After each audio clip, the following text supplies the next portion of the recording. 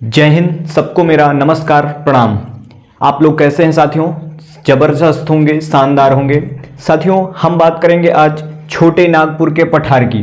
हम प्रायद्वीपीय भारत के पठार की चर्चा कर रहे थे, जो हमने इसके पहले वाली क्लासेस में मालवा का पठार और दक्कन के पठार के बारे में चर्चा कर लिया था। तो हम प्रायद्वीपीय पठार के बारे में एक अंदर की सारी बातें कर रहे हैं, जो अफ्रीका से टूट करके आया था, उसी के बारे में हम चर्चा कर रहे हैं। क्लास जबरदस्त हो सकती है, जबरदस्त होगी भी, और आप बने रहिए, पूरी वीडियो देखिएगा। तो साथियों, आज का मोटिवेशन है। मोटिवेशन जो है उसको देना बहुत इंपॉर्टेंट होता है बच्चों को, जो कि बहुत ही आपके अंदर जोश भर देने वाला मोटिवेशन होता है। और उसके बाद मैं क्लास शुरू करता हूं, जिससे कि आपकी अंदर मोटिवेट, आप हमेशा पूरी क्लास में आप मोटिवेट रहें। ठीक है, मेरा मोटिवेशन देने का यही होता है कि मैं आप हमेशा क्या रहें, मोटिवेट रहें, और जबरदस्त तरीके से आप अपनी पढ़ाई करते रहें। ठीक है, तो आज का मोटिवेशन है, जो हो गया उसे खोया, जो हो गया उसे सोचा नहीं करते, जो हो गया उसे सोचा नहीं करते, जो मिल गया उसे खोया नहीं करते, जो मिल गया उसे खोया नहीं करते, सफलता भी उन्हें हासिल होती है, सफलता भी उन्हें हासिल होती है मेरे दोस्त, जो वक्त और हालात पर रोया नहीं करते। ध्यान रखना, रोना नहीं है, हमेशा स्टडी लेवल में हमेशा स्टडी को करते रहना है। तो आइए क्लास शुरू करते हैं। तो आज हम बात करेंगे छोटे नागपुर की। हेडिंग डालेंगे आप, छोटे नागपुर का पठार, छोटा नागपुर का पठार।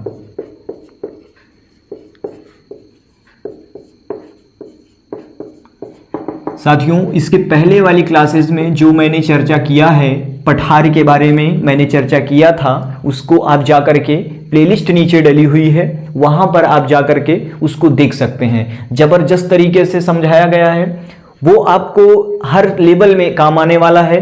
किसी भी तैयारी कर रहे हैं आप, पॉइंट में किसी भी चीज की तैयारी कर रहे हो, बस आप कॉपी पेन लेकर के बैठ जाइए। ठीक है, तो आइए छोटे नागपुर की बात करें। साथियों, क्या है कि छोटा जो नागपुर का पठार है ना, ये हमारा झारखंड और पश्चिम बंगाल राज्यों में, दो राज्यों में ये विस्तृत है।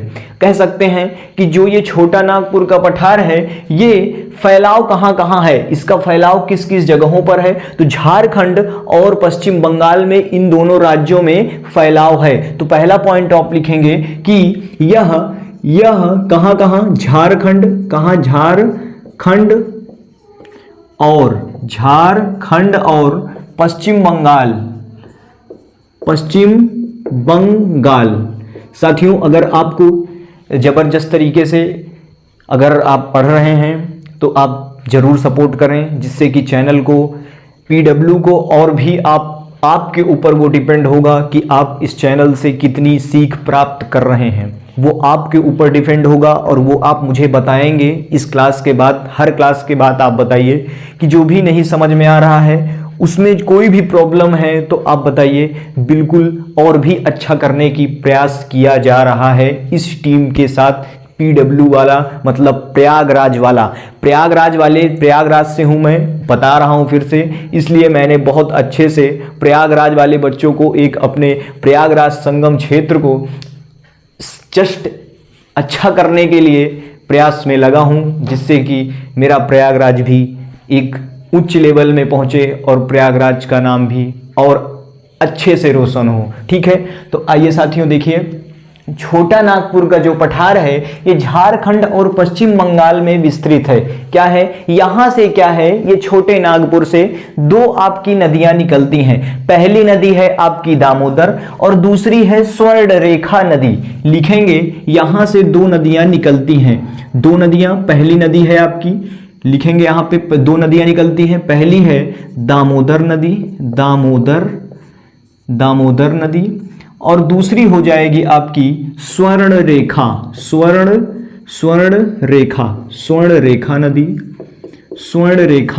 नदी। क्या लिखेंगे, स्वर्णरेखा नदी। साथियों, यहां से क्वेश्चन बहुत अधिक बनते हैं, पूछ लिया जाता है कि छोटे नागपुर से कौन सी पॉइंट में, अगर आप बात करें, अगर एमसीक्यू में बात करें, तो यहां पर क्वेश्चन बन जाते हैं कि छोटे नागपुर से कौन कौन सी नदियां निकलती हैं। तो छोटा, या तो यही नदी का नाम दे दिया जाएगा या तो फिर यही नदी का नाम दे दिया जाएगा। देखिए स्वर्ण रेखा नदी जो है, यहां पर क्या है कि स्वर्ण रेखा इसका नाम क्यों पड़ा। स्वर्ण आभूषण, आप समझ रहे हैं, स्वर्ण जो है, स्वर्ण आपका सोने, मतलब कह सकते हैं कि इसका स्वर्ण नदी नाम क्यों पड़ा है। स्वर्ण नदी का नाम इसलिए पड़ा है, कहते हैं लोग, फिजिक्स मतलब भूगोल वैज्ञानिक कहते हैं, भूगोल वाले कहते हैं कि भाई साहब यहां पर पहले सोने के कण पाए जाते थे। क्या पाए जाते थे? सोने के कण पाए जाते थे, जिससे कि इसका नाम क्या पड़ गया? स्वर्ण रेखा नदी। ठीक है, अगर हम बात करें इसकी, तो ये जो है एक प्रकार की जीवित मरुस्थल है।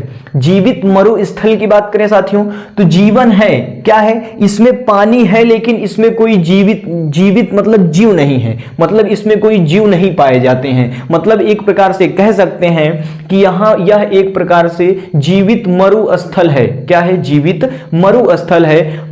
मतलब बात करें कि यहां पर जैसे कि इस नदी जो है स्वर्ण रेखा नदी, इसमें कोई भी मछलियां नहीं पाई जाती आज के डेट में। मतलब कि हर नदी में आपको दामोदर में मछली मिलेंगी, लेकिन स्वर्ण नदी में क्या है कि इस नदी में आपको मछलियां वगैरह मतलब जीवित पानी वाले जो जीव होते हैं वो आपको यहाँ इस नदी में देखने को नहीं मिलेंगे।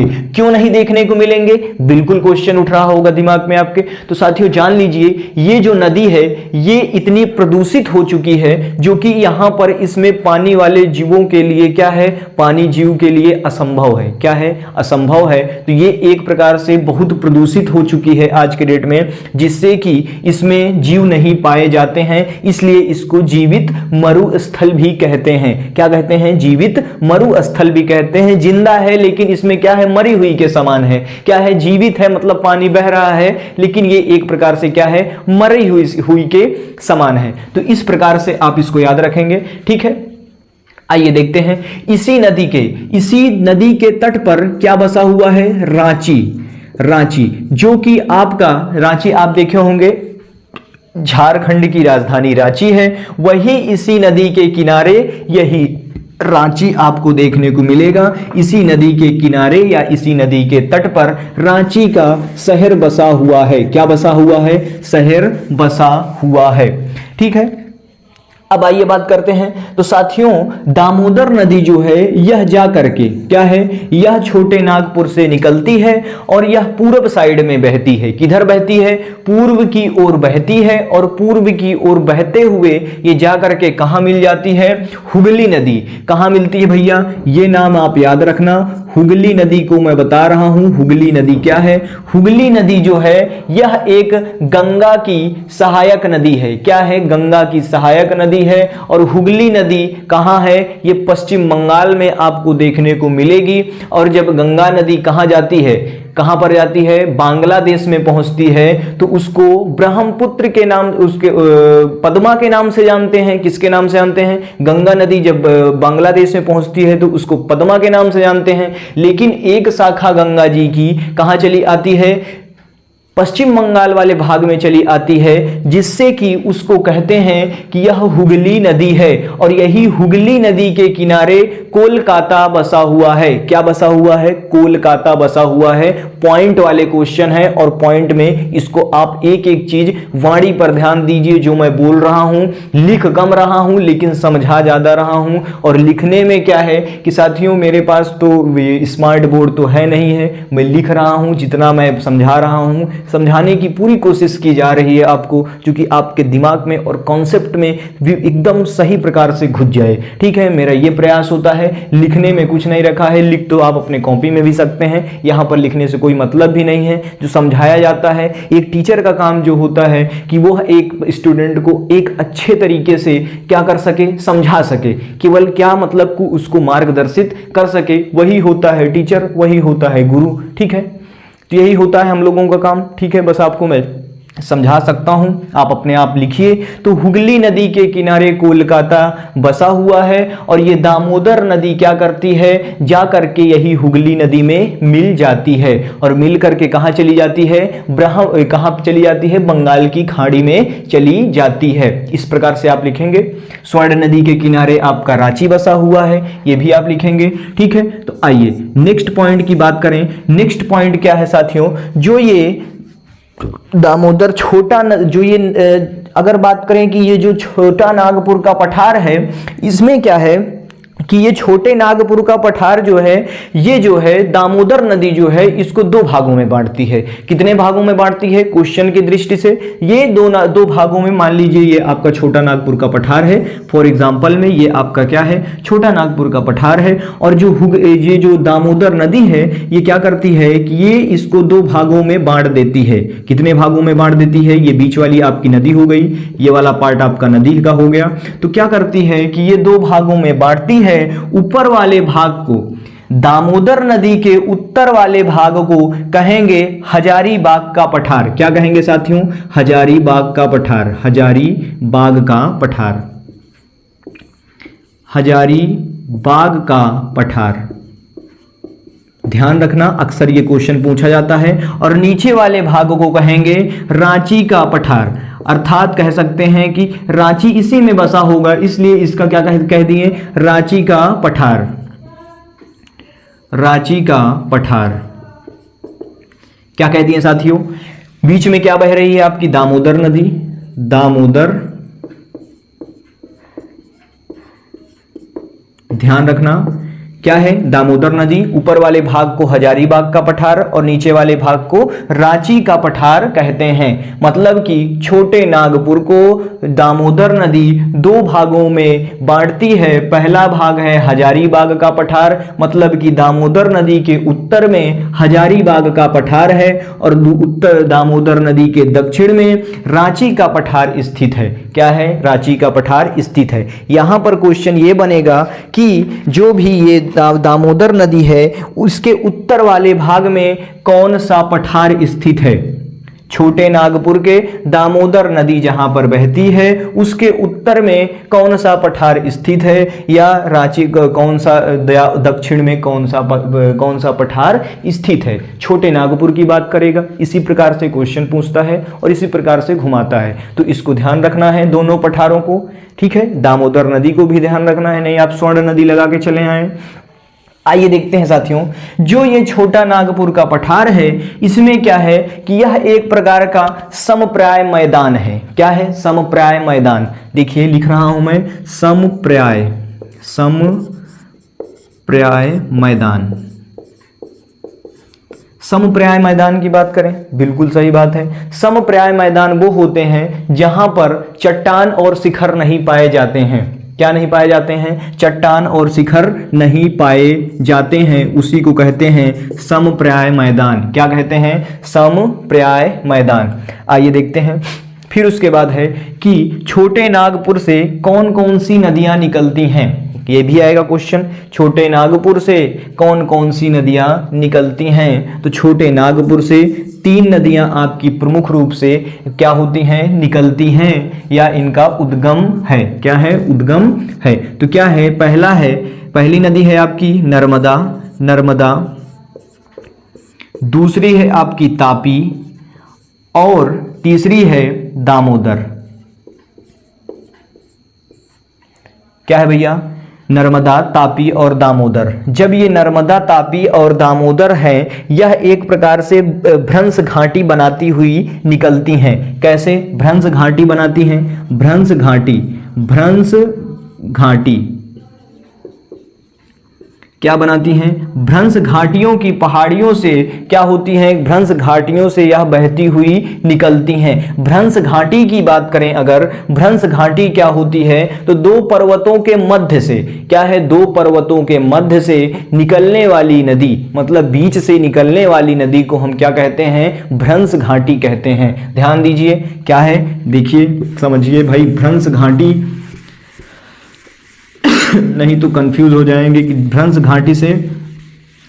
घाटी से होकर के कौन कौन सी नदियां निकलती हैं। देखिए ये दो पर्वत हैं और बीच में क्या है? ये नदी बह रही है। तो ये नदी इस पर्वत और इस पर्वत के बीच में बहने वाली नदी जो है, इसी को कहते हैं भ्रंश घाटी। क्या कहते हैं? भ्रंश घाटी। ध्यान रखना। तो ये आपकी तीन नदियां हैं जो कि क्या करती हैं? भ्रंश घाटी से बहती हैं। क्या करती हैं? भ्रंश घाटी से बहती हैं। ध्यान रखना। अब देखिए साथियों, ये जो छोटा नागपुर का पठार है, ये कुछ खनिजों का, क्या है छोटा नागपुर का पठार? भारत के कुछ खनिजों का बहुत ही इंपॉर्टेंट है, मतलब वो खनिज यहीं से पाए जाते हैं। कह सकते हैं कि छोटे नागपुर से कुछ बहुत महत्वपूर्ण खनिज पाए जाते हैं जो केवल यहीं से हमको देखने को अधिकतर मात्रा में प्राप्त होते हैं और यही वाले भाग से हमको देखने को मिलते हैं। तो वो खनिज कौन कौन से होंगे? पहला हो गया आपका कोयला, और दूसरा हो गया लोहा, और तीसरा हो गया यूरेनियम। ये आपको कहां पर मिलेंगे, कहां पर अधिकतर मात्रा में मिलेंगे, कहां पर आपको देखने को मिलेंगे, कहां से ये प्राप्त होते हैं? तो छोटे नागपुर से ये आपको देखने को मिलेंगे। तो लिख लीजिए खनिज छोटे नागपुर से, कुछ प्रमुख खनिज महत्वपूर्ण इस पठार से निकलते हैं। क्या निकलते हैं? महत्वपूर्ण खनिज इस पठार से प्राप्त होते हैं या निकलते हैं। पहला है आपका कोयला, और दूसरा है आपका लोहा, तीसरा है यूरेनियम। साथियों ये आपके 3 खनिज निकलते हैं और यही छोटे नागपुर के पठार को हम रूर प्रदेश कहते हैं। रूर प्रदेश, ये बात बहुत इंपॉर्टेंट है। पूरे भारत का अगर रूर प्रदेश का नाम आएगा तो वो होगा आपका छोटा नागपुर का पठार। ध्यान रखना, क्या कहते हैं? इसी को रूर प्रदेश का मतलब कि पूरे भारत में यही छोटे नागपुर से कौन कौन से लोहा, यूरेनियम और कोयला प्राप्त होते हैं, जिससे कि इसको हम रूर प्रदेश के नाम से भी जानते हैं। और क्यों जानते हैं? इन तीनों की वजह से हम जानते हैं। क्या जानते हैं? इन तीनों की वजह से जानते हैं। तो क्वेश्चन क्या बनेगा कि छोटे नागपुर को और किससे जान सकते हैं? ऑप्शन में दिया रहेगा रूर प्रदेश कह देगा, रूर प्रदेश दिया रहेगा तो आप रूर प्रदेश लगा के आएंगे। अगर यहां पर क्वेश्चन बदल करके ये दे दिया कि रूर प्रदेश के नाम से कौन सा पठार जाना जाता है या कौन सा पठार इंपॉर्टेंट है, महत्वपूर्ण है, ऐसे बनेगा। क्या बनेगा कि रूर प्रदेश के नाम से कौन सा पठार महत्वपूर्ण है या जाना जाता है, तो वहां पर आप लगा के आएंगे कि छोटा नागपुर का पठार रूर प्रदेश के नाम से जाना जाता है, क्योंकि यहां पर लोहा भारत में केवल यही एक भाग है, यही एक पठार है जहां से हमको लोहा और यूरेनियम और कोयला हमको प्राप्त होता है। ठीक है, प्राप्त होता है। तो यह एक प्रकार का रूर प्रदेश है। यहां पर आपको समझ में आ गया छोटा नागपुर का पठार। इतने पॉइंट आप अपने कॉपी में एकदम बेहतरीन ढंग से लिखिएगा, तभी आगे चल के भाई साहब कोई यहां पर लूसेंट से नहीं उठा के पढ़ाया जा रहा है। ध्यान रखना, यदि आप अगर उसमें होंगे कि क्षणिक सुख चाहते होंगे, मैं पहली वाली क्लास में हूँ कि भैया क्षणिक सुख चाहना है, तो ये क्लास में बिल्कुल मत आओ, जाहिर सी बात है, क्योंकि यहाँ पर आपको लूसेंट के एक भी पॉइंट नहीं बताए जाएंगे। सब आपको एनसीईआरटी से उठा के क्वेश्चन दिए जाएंगे। और आज के डेट में मुझे लगता है कि हर कुछ एनसीईआरटी से ही दे रहा है। क्या है? हर कुछ एनसीईआरटी से दे रहा है, जिससे कि अगर आपको एनसीईआरटी अगर नहीं पढ़नी है, लूसेंट पढ़नी है, तो बिल्कुल हाथ जोड़ के विनम्र निवेदन है कि आप क्लास छोड़ करके लूसेंट में घुस जाइए और जाइए यूट्यूब पर। आपको तमाम बहुत ढेर सारी क्लासेस मिलेंगी लूसेंट पढ़ाती हुई, तो आप वहां जा करके बिल्कुल मोहब्बत से आप उस क्लासेस को पढ़िए। यहां पर पढ़ने से कोई मतलब नहीं है साथियों, ध्यान रखना, क्योंकि अगर जब लूसेंट ही रटना होता, क्षणिक सुख चाहिए, तो फिर जाओ भाई क्षणिक सुख ले लो, 2 मिनट में लूसेंट रट लेना, एक दिन जाना पेपर दे करके दूसरे दिन भूल जाना। वही होता है लूसेंट में और वही होता भी है, ध्यान रखना। तो आइए बात करते हैं दूसरे पठार की, शिलांग का पठार। क्या है भैया? शिलांग का पठार। दूसरा है आपका पठार शिलांग का पठार। शिलांग के पठार बहुत महत्वपूर्ण है साथी। अगर शिलांग के पठार, मेरे लाल लालियों ध्यान रखना कि शिलांग का जो ये पठार है ये बहुत महत्वपूर्ण है। इसलिए महत्वपूर्ण है क्योंकि यहाँ पर आपको हर कुछ देखने को मिलेगा। यहाँ पर आपको ऐसे ऐसे अजूबे देखने को मिलेंगे जो कि आप भी बड़े अचंभों में पड़ जाएंगे। अभी देखिए मैं आपको अजूबा एकदम खुली आंखों से यहाँ पर दिखा रहा हूँ, ठीक है, खुली आंखों से दिखाऊंगा और बताऊंगा भी। तो भैया अगर हम थोड़ा इसको इंक दे दें तो फिर उसके बाद बात करें तो बड़ा अच्छा लगेगा। तब तक बताते चल रहा हूं। देखिए शिलांग के पठार में अगर हम बात करें तो यहां पर हमको कुछ पहाड़ियां देखने को मिलती हैं। जो कि पहाड़ियाँ वो बहुत महत्वपूर्ण हैं पूरे विश्व का, मतलब कि यहाँ एक ऐसी पहाड़ी है जहाँ पर पूरे विश्व में सबसे ज़्यादा बारिश होती है भाई। पूरे भारत की तो बात छोड़ दो, हर जगह मतलब कि यहाँ सबसे ज़्यादा बारिश होती है। उस जगह ऐसी है कि बहुत ज़्यादा बारिश होती है, समझ लेना। बहुत क्वेश्चन उससे पूछा जाता है और वो पहाड़ियाँ भी मैं अभी चर्चा में ले रहा हूँ। आइए डालते हैं, नेक्स्ट पॉइंट है आपका शिलांग का पठार। शिलांग का पठार, ठीक है। शिलांग का पठार है, यह आपको एक प्रकार से पूरे कहाँ देखने को मिलेगा साथियों, यह आपको पूरे मेघालय में देखने को मिलेगा। किस भाग में? भारत के उस भाग में देखने को मिलेगा। कहां पर? मेघालय वाले भाग में, मेघालय के प्रदेश में आपको ये पठार देखने को मिलेगा, शिलांग का पठार। मैप खोल के देखेंगे, बड़ा वाला जो मैप होता है उसमें आपको देखता हुआ वहां पर आपको देखने को मिलेगा शिलांग का पठार या शिलांग नाम लिखा होगा, ठीक है। तो यहां पर डालेंगे, यह पूर्ण रूप से कहां पर है? मेघालय में स्थित है। मेघालय में,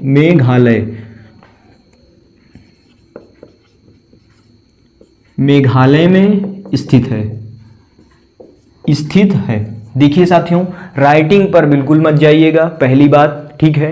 क्योंकि जानते हैं कि कहते हैं कि जिसका जब ज़्यादा दिमाग चलना शुरू होता है तो राइटिंग अपने आप चिली बिलैया हो जाती है, ध्यान रखना, ठीक है ना। तो फिर एकदम संपूर्ण रूप से वो कहावत भी बढ़िया बनी है कि जब कोई चीज़ ज़्यादा करने लगो तो साला कुछ ना कुछ तो थोड़ा बहुत छूट ही जाता है, ठीक है ना। तो ध्यान रखना। तो मेघालय में क्या है? शिलांग का पठार आपका स्थित है और पूर्ण रूप से स्थित है। देखिए यहाँ पर अगर हम बात करें कि यहाँ पर जो हमारी राजमहल की पहाड़ियाँ हैं, राजमहल की पहाड़ियाँ जो है, ये देखिए यहाँ आपका पश्चिम बंगाल, मान लीजिए ये भाग आपका क्या है? पश्चिम बंगाल का। और यही ये आपका क्या है? बांग्लादेश। क्या है भैया? यहां पर मैं एक मोटी मोटी भाषा में समझा रहा हूं, ये आपका पश्चिम बंगाल, ये आपका बांग्लादेश और ये हो गया आपका मेघालय। ध्यान रखना, समझा रहा हूं जो चीज। देखिए ये जो पश्चिम बंगाल से है, यहां से हमको राजमहल की पहाड़ियां देखने को मिलती हैं। क्या देखने को मिलती हैं? राजमहल की पहाड़ियां देखने को मिलती हैं। और यही राजमहल की पहाड़ियां जो है, अगर यही राजमहल की पहाड़ियां जो है ये नीचे नीचे क्या है? ये नीचे नीचे कहां गई हैं? मेघालय तक चली गई हैं। बात यहां पर ऐसी भी है कि सर जी ये बताइए कि जब ये एक प्रकार से क्या है, जब ये एक प्रकार से जब यहाँ पर बांग्लादेश में क्या है? यहाँ पर समतल है, मतलब कि यहाँ पर हम देखने को मिलेगा कि ससुराई बिचवा वाला भाग, इधर भी हिमालय और इधर भी पहाड़ी, इधर भी हिमालय भैया साहब, यहाँ पर आपको देखने को पहाड़ियाँ मिलेंगी। यहाँ पर आपको देखने को हिमालय वाली पहाड़ियाँ इधर बगल से चली जाती हैं। तो यहाँ पर क्या कहते हैं? क्वेश्चन बनेगा कि भैया साहब यहाँ पर समझाइए सर जी, ये बताइए कि ये बांग्लादेश वाला भाग क्यों समतल क्यों है? क्या है? समतल क्यों है? तो साथियों जान लीजिए, इधर से जो है गंगा जी आती हैं और इधर से आती हैं कौन? ब्रह्मपुत्र जी। दोनों आकर के यही बांग्लादेश में आकर के सबसे बड़ा डेल्टा बनाती हैं और उसका नाम क्या है? सुंदरवन डेल्टा। देखने को मिलेगा आपको यही वाले भाग पर, पश्चिम बंगाल और यहीं पर आपको दोनों जगहों पर देखने को मिलेगा। दोनों जगहों पर सबसे ज्यादा डेल्टा ये आपको ज्यादा अधिकतर भाग में देखने को मिलता है। तो ये क्या कहते हैं कि इस वाले भाग में इतना ज्यादा ये निक्षेपित कर चुकी हैं, मतलब कि ये दोनों नदियां गंगा जी और इधर से ब्रह्मपुत्र, ये दोनों क्या कर चुकी हैं? इतना ज्यादा निक्षेपित कर चुकी हैं कि ये जो राजमहल की पहाड़ी है, ये जो राजमहल की पहाड़ी है, इसको क्या कर चुकी हैं? इतना ज्यादा इसका मलबा जो है हटा हटा के मतलब कि समतल कर दी हैं। क्या कर दी हैं? समतल कर दी हैं। अगर इसको हम खुंद करके देखेंगे तो नीचे आपको क्या मिलेगा? क्या मिलेगा भाई? नीचे आपको राजमहल की पहाड़ी मिलेगी, राजमहल की पहाड़ी मिलेगी, और यही जो है इधर भी राजमहल की पहाड़ी स्थित है और इधर भी राजमहल की पहाड़ी स्थित है। तो यही राजमहल की पहाड़ी जो ये बांग्लादेश में समतल हो गई है, इसी को कहते हैं, इसी को हम कह देते हैं राजमहल का गैप। क्या कहते हैं? राजमहल गैप या मालदा गैप के नाम से जानते हैं। ध्यान रखना, राजमहल गैप, राजमहल गैप या मालदा गैप, मालदा गैप, राजमहल गैप या मालदा गैप इसको कहते हैं। ये बांग्लादेश में जो गैप है, मतलब कि यहां पर राजमहल की पहाड़ी का क्या कर चुके हैं? निक्षेपण हो चुका है इन ब्रह्मपुत्र और गंगा जी की वजह से, जिससे इसको मालदा गैप या राजमहल गैप कहते हैं। अधिकतर क्वेश्चन कहां से पूछा जाता है कि ये मालदा गैप कहां पर स्थित है? तो मालदा गैप आपको कहां देखने को मिलेगा? बांग्लादेश में देखने को मिलेगा। और राजमहल की पहाड़ियां, मतलब अगर जो हमारी एक बात और हम समझ लें यहां से साथियों, उधर हमारा क्या है कि इधर हमारा, ध्यान से देखिए, आपको कैमरे में दिख रहा होगा, यहां अगर नहीं दिख रहा होगा तो यहां हमारा क्या है, इधर हमको हिमालय का पर्वत दिखता है। तो हम कह सकते हैं कि ये हिमालय के पास में होते हुए भी क्या है कि यह हिमालय के पास में होते हुए भी प्रायद्वीपीय भारत का पठार है, जिसको हम किसके नाम से जानते हैं? मालदा, किसके नाम से जानते हैं? राजमहल की पहाड़ियों के नाम से जानते हैं। मतलब कि ये जो पहाड़ी है ये कहां, ये हिमालय से जुड़ी हुई नहीं है, मतलब कि ये हिमालय से, मेघालय में है तो ये हिमालय से नहीं जुड़ी हुई है, लेकिन ये कहां पर है? मेघालय तक ही स्थित है। क्या है? मेघालय तक आपको, मेघालय में भी देखने को मिलेगा, असम में भी थोड़ी बहुत है, तो उसमें भी आपको ये राजमहल की पहाड़ियां आपको देखने को मिलती हैं। क्या मिलती हैं? यहां पर भी आपको देखने को मिलेंगी, और असम में भी थोड़ा बहुत भाग चला गया होगा, तो यहां दोनों में आपको देखने को मिलती हैं। ये बात समझ में आ गई आपको? ये बात आपको समझ में आ गई। अब चलिए देखिए साथियों, मेघालय में जो ये राजमहल की पहाड़ियों में, ये राजमहल की कुछ प्रमुख पहाड़ियां हैं जो कि मैं अभी बात कर रहा था। राजमहल की जो ये प्रमुख पहाड़ियां हैं, ये आपको कहां पर देखने को मिलेंगी? मेघालय वाले भाग में देखने को मिलेंगी। पहला भाग है आपका, लिख लीजिए, देखिए ये आपका मान लीजिए बड़ा सा क्या है? मेघालय, मेघालय है आपका, मेघालय है आपका, और ऊपर आपका क्या बस गया है? असम। ऊपर आपको क्या देखने को मिलेगा? पतला सा देखने को मिलेगा आपको साथियों, इस प्रकार से आपको क्या देखने को मिलेगा? असम देखने को मिलेगा। तो हमारा जो ये मेघालय में राजमहल की पहाड़ियां जो स्थित हैं, इसी राजमहल की पहाड़ियों में हमें 3 पहाड़ियां प्रमुख रूप से देखने को मिलती हैं। गारो, खासी, जैंतिया, उन पहाड़ियों का नाम क्या है? गारो, खासी, जैंतिया लिखेंगे, ये बहुत मोस्ट इंपॉर्टेंट है। ये गारो, खासी, जैंतिया, ये आपको सब बेटा लूसेंट में कहीं नहीं मिलेगा। ध्यान रखना, लूसेंट का एक भी पॉइंट नहीं है, पहले बता दिया हूं। इस प्रकार से आपको लूसेंट में यही दे देगा कि गारो, खासी, ये सब देखिए एक प्रकार से जब आप पढ़ेंगे ना, जब कोई चीज आप किसी चीज की तैयारी कर रहे हो तो थोड़ा डीपली घुस करके पढ़ लिया करो भाई। जब डीपली घुस करके पढ़ेंगे तो आपको उसका मतलब समझ में आ जाएगा कि यार भारत में ऐसे ऐसे भी बहुत बड़े बड़े अजूबे हैं, वो समझ में आ जाता है। ठीक है ना? आप तो बस लूसेंट पढ़ लिए हो, बस याद करके चल दिए हो, पेपर दे आए हो, फिर बाद में पेपर वापस आने के बाद जब पूछा जाता है कि बेटा क्या लगा के आए हो इसका आंसर, तो बेटा 2 मिनट सोचता है। भाई सबके साथ ऐसा होता है, ऐसी बात नहीं है कि आप उसमें के नए अजूबे हो, इसमें कोई बात नहीं है। सबके साथ ऐसा होता है कि बेटा 2 मिनट सोचता है, कहता है हाँ पापा जी ये लगा के चले आए हैं, हाँ भैया ये लगा के चले आए हैं। ठीक है ना? तो ये होता है, मतलब कि कॉन्सेप्ट क्लियर नहीं, आपने रट लिया और उसको जाकर के क्या कर दिया? पेस्ट करके वहां पर, मतलब यहां कॉपी किए और वहां जाके पेस्ट करके चले आए। ठीक है? अगर लेकिन आप अगर पीसीएस यूसीएस की तैयारी कर रहे हो, यदि आप अगर हाई लेवल की तैयारी कर रहे हो, तो बिल्कुल भी लूसेंट को एक तरफ रख दीजिए और बेहतर तरीके से एक एक पॉइंट को याद करिए, मतलब एक पॉइंट को समझते चलिए, तब आपके बस की बात है। अन्यथा पीसीएस यूसीएस का बिल्कुल नाम है बिल्कुल मत लीजिए, बिल्कुल भी उसका एकदम वही छोड़ दीजिए। अगर लूसेंट पढ़ना है तो लूसेंट पढ़िए जिंदगी भर, लूसेंट से सब कुछ आपको देखने को मिल जाएगा। तो साथियों यहां पर क्या है? शिलांग का, आइए हम समझते हैं शिलांग का पठार जो हमारे लिए अत्यंत महत्वपूर्ण है। तो यहां पर हमको 3 क्या मिलती हैं? पहाड़ियां देखने को मिलती हैं। 3 पहाड़ियां, पहला है आपका गारो, पहली है आपकी गारो, दूसरी है खासी, दूसरी है खासी और तीसरी है जयंतिया। गारो, खासी, जयंतिया और एक पहाड़ी और है आपकी जिसका नाम है मिकिर। क्या नाम है भैया? मिकिर।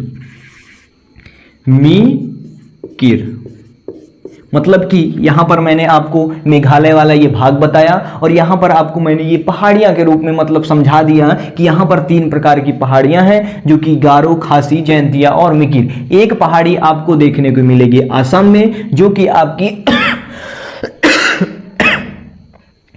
कि आपकी राजमहल की पहाड़ी के साथ थी, तो उसका नाम है आपको रेंगमा मिकिर। क्या नाम है भैया? रेंगमा मिकिर। तो एक पहाड़ी आपको असम में देखने को मिलेंगी जिसका नाम रेंगमा मिकिर है। तो गारो, खासी, जयंतिया और मिकिर और रेंगमा मिकिर, ये आपको 3 पहाड़ियां कहां देखने को मिलेंगी? राजमहल की पहाड़ियों में देखने को मिलेंगी। ठीक है, राजमहल की पहाड़ियों में देखने को मिलेंगी। अब देखिए साथियों, गारो खासी की मतलब कि अब देखिए यहां पर गारो का जो सबसे ऊंचा वाला भाग है, जिसको कह सकते हैं हम कि एक प्रकार से गारो की चोटी, मतलब कि कह सकते हैं शिलांग की सबसे ऊंची चोटी जो है वो कहां किस भाग में स्थित है? तो शिलांग पठार की सबसे ऊंची चोटी गारो वाली पहाड़ी पर स्थित है और जिसका नाम है नोक रेक। क्या नाम है भैया? नोक रेक।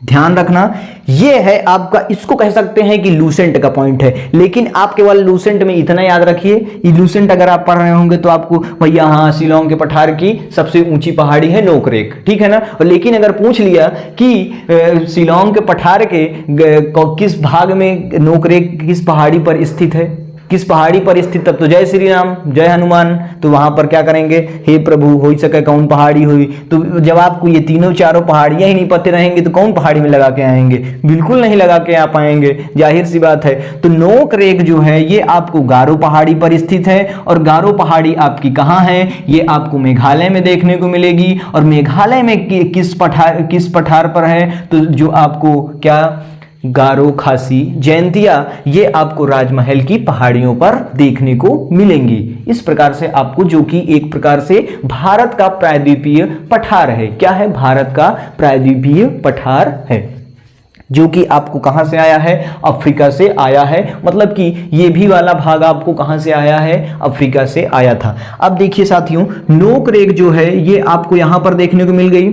अब जो है खासी में सबसे ज्यादा वर्षा होती है। खासी वाली पहाड़ी जो है यहां पर सबसे ज्यादा वर्षा होती है। मतलब कि शिलांग के पठार में खासी की पहाड़ी पर सबसे ज्यादा वर्षा होती है। कहां पर होती है? खासी की पहाड़ी पर होती है। तो खासी की पहाड़ी अत्यंत महत्वपूर्ण है। यहां पर लगभग 1400 सेंटीमीटर की वर्षा होती है साथियों। 1400 सेंटीमीटर माने रखता है बहुत ज़्यादा, ठीक है। मतलब कि हम अच्छे से मतलब कि होती है, क्या होती है? बारिश होती है, वर्षा होती है। तो यहाँ पर साथियों आप लिखेंगे शिलांग के पठार में खासी की पहाड़ी में भारत की सबसे ज़्यादा वर्षा वाली पहाड़ी है या पहाड़ी है। पहाड़ी लिखेंगे गारो, खासी, जयंतिया। और आपकी ये जयंतिया है, जयंतिया उसके बगल में स्थित है। मिकिर है और रेंगमा मिकिर आपकी असम वाले भाग में स्थित है। तो इस प्रकार से आप इसको लिख लीजिएगा अपने कॉपी में। यहीं पर आपका क्या होता है? शिलांग का पठार खत्म हो जाता है और पठारी का काम यहीं पर हम खत्म करते हैं। प्रायद्वीपीय भारत के पठार का मतलब कि पठार वाला जो भाग है वो आज आपकी ये 5th क्लास थी और इसमें आपका क्या हो चुका? इन पहाड़ियों को हमने श्रद्धांजलि दे चुके हैं। मतलब कि इनको आज हम एकदम खत्म द एंड कर रहे हैं। मतलब कि प्रायद्वीपीय भारत के पठार को द एंड कर रहे हैं, ना कि प्रायद्वीपीय पठार को द एंड कर रहे हैं। अभी और भी पढ़ना है, जो कि आपको अभी अभी पढ़ना है तटीय मैदान। क्या पढ़ना है साथियों? तटीय मैदान बहुत इंपॉर्टेंट है, अति महत्वपूर्ण। तट कहाँ है, मैदान कहाँ है, घाट कहाँ है, तटीय मैदान किसको कहते हैं, पश्चिमी घाट क्या है, पूर्वी घाट क्या है। तो अभी तो बहुत कुछ बाकी है, अभी तो इस जिंदगी में जीने के लिए बहुत कुछ बाकी है। अभी तो ये तो प्रोसेस चल रहा है, मतलब कि अभी तो प्रोसेसिंग चल रही है, अभी तो डाउनलोडिंग शुरू ही नहीं है साथियों। डाउनलोडिंग तो अभी आपकी शुरू ही नहीं हुई है, ठीक है ना। लगे रहिए, जबरदस्त तरीके से डाउनलोडिंग भी शुरू हो जाएगी। सर्वर थोड़ा ढीला चल रहा है, ठीक है ना, सर्वर थोड़ा ढीला चल रहा है, समय आने पर डाउनलोडिंग भी होगी। ध्यान रखिए, जबरदस्त तरीके से, बेहतर तरीके से बने रहिए, ठीक है ना। चैनल पर अगर आप नए हैं, अगर आपको इसमें से कोई भी डाउट, क्लास में अगर कोई भी डाउट हो ना भाई, तो बिल्कुल पूछो, ठीक है ना, निसंकोच पूछो, ठीक है ना। क्योंकि देखो, जब कोई चीज़ अपने से पढ़ाओ और अपने से समझ करके जब बच्चों को बांटना शुरू करो, जब किसी चीज़ को क्या करो, जब किसी चीज़ को बांटना शुरू किया जाता है, तो साथियों क्या होता है कि जब मुट्ठी भर के बांटो तो सबके झोली में क्या होता है कि सबके झोली में बराबर चीज नहीं जाते हैं। ध्यान रखना, मैं यहाँ पर आपको बांट रहा हूँ, लेकिन क्या है कि यहाँ पर आपके सबके झोली में ये नहीं हो सकता कि सबके झोली में मैं मुट्ठी भर के बांट रहा हूँ। अब किसी का भाई कम गया, थोड़ा बहुत तो कम ज्यादा हो ही जाता है, ठीक है ना। तो ध्यान रखना, बने रहिए। शानदार, जबरदस्त, जिंदाबाद। शिलोंग के पठार आज खत्म हो गए, कल हम पढ़ेंगे मैदानी का पठार, या मैदानी पश्चिमी घाट या पूर्वी घाट, कुछ भी कह लीजिए। दो ही आपके 2 मिनट की मतलब एक क्लास है, उसमें एक ही क्लास में आपको मैं सब समझा दूंगा। फिर हम बात करेंगे वर्षा, क्लाइमेट, बहुत बेहतर तरीके से। चलिए मिलते हैं नेक्स्ट क्लास में। अगर आप नए हैं चैनल पर तो चैनल को सपोर्ट कर लीजिए। PW प्रयागराज वाले के साथ जुड़ जाइए। 2 मिनट में जिस तरह हो उस तरह जुड़े रहिए, लेकिन जुड़िए जरूर, ठीक है। यदि आप अगर कंपटीशन लेवल की तैयारी कर रहे हैं तो प्रयागराज वाले को एक बार बिल्कुल याद करिए। वादा है, चैलेंज है, ठीक है। एक भी क्वेश्चन छूटने नहीं दूंगा भाई, एक भी क्वेश्चन छूटेगा नहीं। जबरदस्त तरीके से लगे रहिए। मिलते हैं साथियों, तब तक के लिए नेक्स्ट क्लास में। चैनल पर नए हैं, अगर आप नए हैं बच्चे तो नीचे ये प्लेलिस्ट डली हुई है, डिस्क्रिप्शन में लिंक डली हुई है, वहां पर जाकर के आप पूरी क्लास वॉच कर सकते हैं, ठीक है। जो भी नहीं समझ में आएगा आप मुझसे पूछिएगा और बताइएगा कि कैसी क्लासेस चल रही हैं। जरूर कमेंट करके बताया करो यार कि क्लासेस कैसी चल रही हैं। थोड़ा हौसला बढ़ता है, कहते हैं ना कि थोड़ा हौसला बढ़ता है जब जोश और जुनून के साथ लगे रहो, जब बच्चों का सपोर्ट मिल जाता है कि हाँ सर अब बढ़िया समझ में आया, तब बढ़िया लगता है, ठीक है। आइए मिलते हैं तब तक के लिए नेक्स्ट क्लास में। कोशिश करना कि पेन कॉपी लेकर के फिर नेक्स्ट क्लास में आप मुझसे मिलिएगा। Next video just next video आपको अपलोड हो जाएगी, इंतज़ार करना, छोड़ के जाना नहीं। चैनल को सब्सक्राइब कर लेना, बेल आइकन को जरूर प्रेस कर लेना। फालतू की चीज़ें नहीं डाली जाती हैं वीडियो पर, फालतू की चीज़ें नहीं डाली जाती हैं चैनल पर जिससे कि आपको प्रॉब्लम हो, नोटिफिकेशन प्रॉब्लम करे, उससे मतलब नहीं है यहाँ पर। केवल यहाँ पर स्टडी। साथियों ध्यान रखना, यदि अगर कॉमेडी करना है तो बिल्कुल क्लास में मत आइए। कॉमेडी करने वाली ये क्लासेस नहीं चल रही हैं और कॉमेडी यहाँ पर बिल्कुल भी नहीं मिलेगी। सीरियस होकर के आइए और सीरियस बैठ करके पढ़िए, सीधी सी बात है। शानदार, जबरदस्त, जिंदाबाद। जब तक साला तोड़ेंगे नहीं तब तक छोड़ेंगे नहीं, ठीक है। मिलते हैं तब तक के लिए। जय हिंद।